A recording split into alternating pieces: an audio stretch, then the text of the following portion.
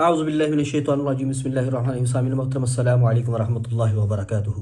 امید کرتا ہوں کہ آپ ایمان اور صحت کی بہترین حالت میں ہوں گے۔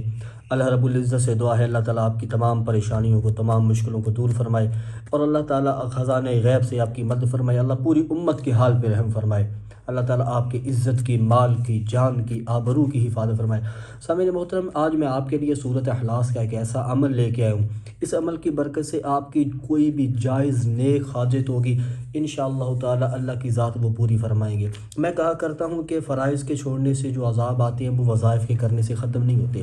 سب سے پہلے ہماری نمازیں جب تک پوری نہیں ہوگی تو ہمارے جتنے بھی ہم وظائف کر لیں وہ اثر نہیں کریں گے۔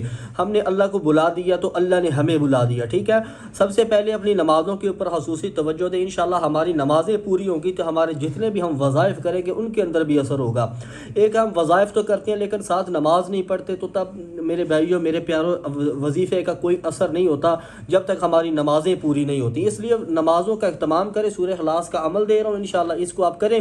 اس عمل کی برکت سے اللہ تعالیٰ آپ کو اتنا نوازیں گے، اتنا نوازیں گے، اتنا نوازیں گے کہ آپ کی سوچ ہے آپ دھنگ رہ جائیں گے۔ بس یہ چھوٹا سا عمل کر لیں۔ عمل کیا ہے کہ سب سے پہلے وقت کی پابندی لازمی ہے کہ آپ نے جس وقت کرنا ہے آپ نے کسی سے بات نہیں کرنی، ٹھیک ہے۔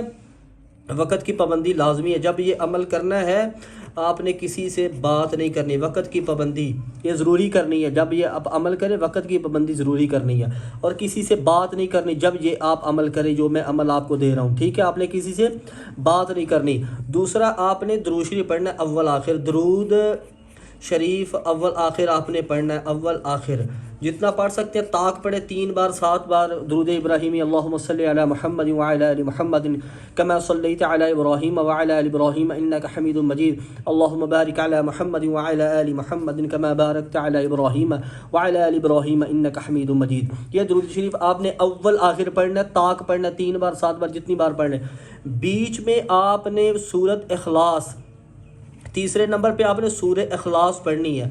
سورہ اخلاص آپ نے کتنی مرتبہ پڑھنی ہے؟ 21 بار۔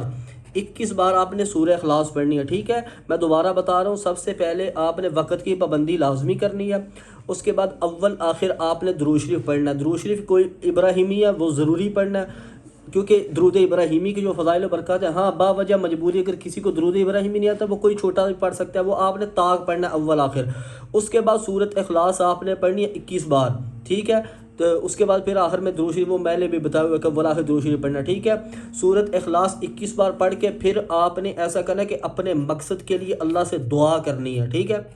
دعا کرنی ہے اپنے مقصد کے لیے، جو بھی آپ کا مقصد ہو، یعنی کہ پیسے کا، عزت کا، آبرو کا، مال کا، جان کا، قرض ہے، جو بھی کسی قسم کی بھی آپ کی حاجت ہے وہ اللہ کے سامنے رکھنی ہے، اور یقین کے وثوق کے ساتھ کسی سے بات نہیں کرنی۔ جب یہ عمل کرنا ہے کسی سے بات نہیں کرنی انشاءاللہ۔ اس عمل کی برکت سے آپ کی جتنی بھی بڑی حاجت ہوگی، جتنی بھی بڑی پریشانی ہوگی انشاءاللہ تعالی اللہ اپنے خزانہ غیب سے پوری فرمائیں گے۔ اور آخر میں بس میں اتنا کہا کرتا ہوں کہ چینل پہ نہیں تو چینل کو سبسکرائب کریں اور بیل آئیکن کو ضرور دبائیں تاکہ ہر آنے والی ایسی ویڈیو کی اپڈیٹس آپ تک پہنچ سکے۔